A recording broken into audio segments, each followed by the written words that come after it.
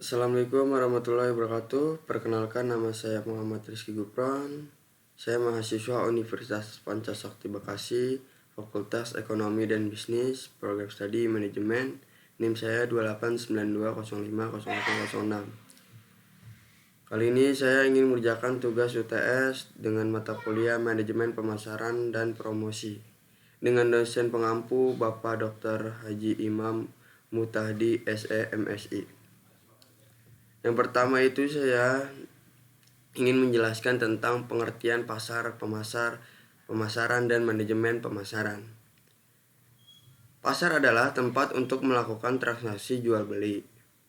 Kalau pemasar adalah seseorang yang bekerja di bidang pemasaran memiliki pengetahuan dalam konsep dan prinsip pemasaran agar kegiatan pemasaran dapat tercapai sesuai dengan kebutuhan dan keinginan manusia, terutama pihak konsumen yang dituju.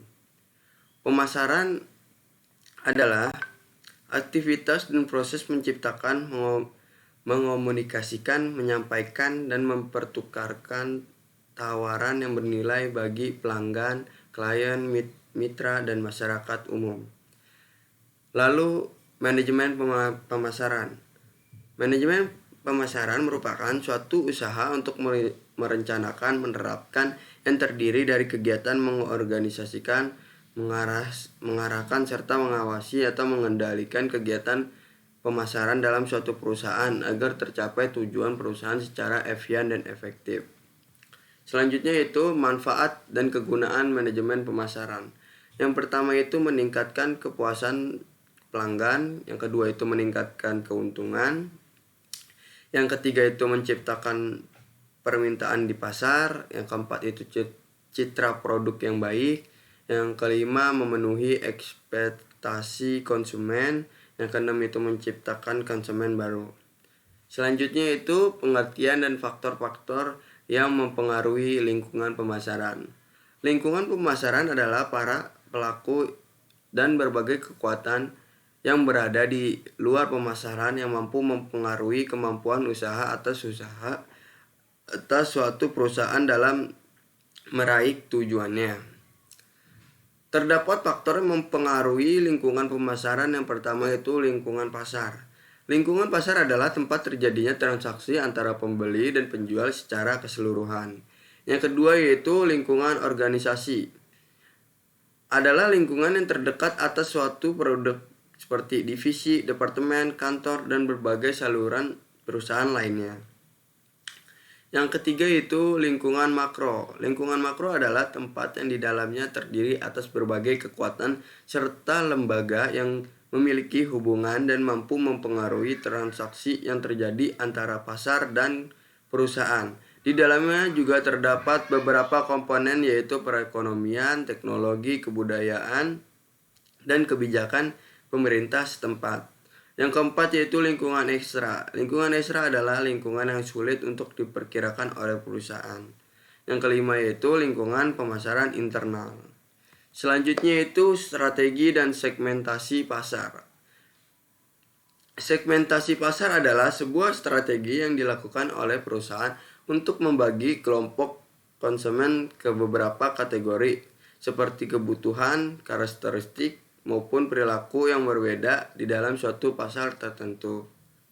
Pertimbangan yang dapat mempengaruhi strategi dan segmentasi pasar yaitu yang pertama, luas dan pertumbuhan segmen pasar, lalu struktur pasar, dan tujuan dan kapasitas perusahaan.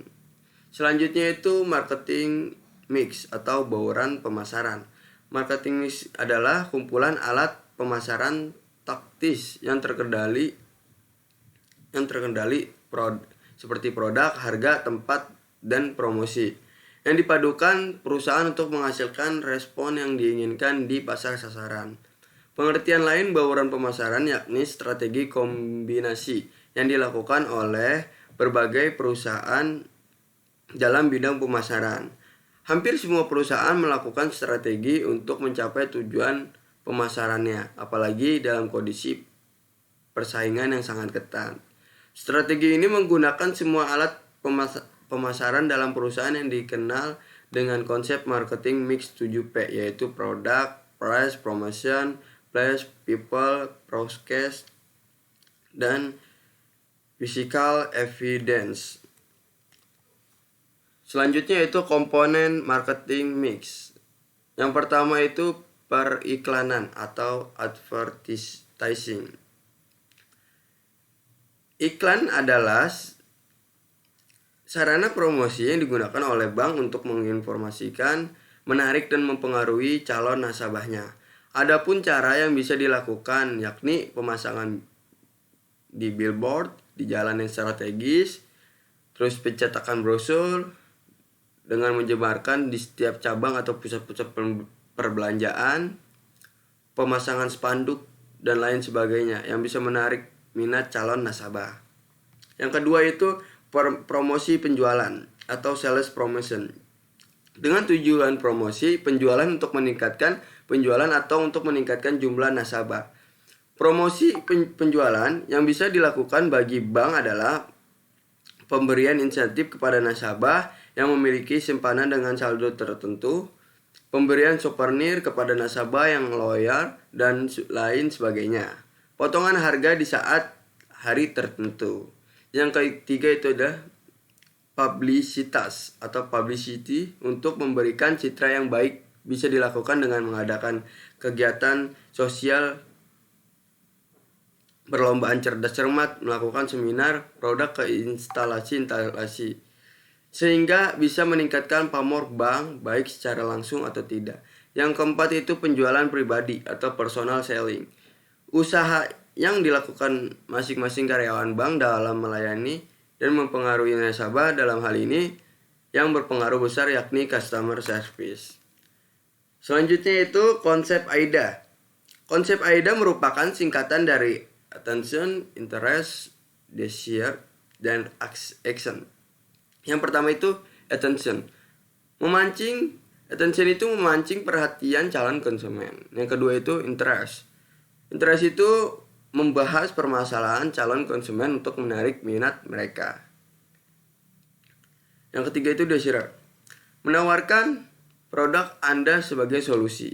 Yang keempat itu action, mengajak mereka untuk melakukan pembelian sekarang juga. Lalu AIDA adalah salah satu rumus yang bisa Anda jadikan patokan saat ingin memasarkan suatu produk. Rumus di dalamnya akan membantu setiap pebisnis maupun para pemasar dalam meningkatkan penjualan mulai dari menarik perhatian para calon pelanggan sampai mengajak para calon pelanggan tersebut untuk membeli produk.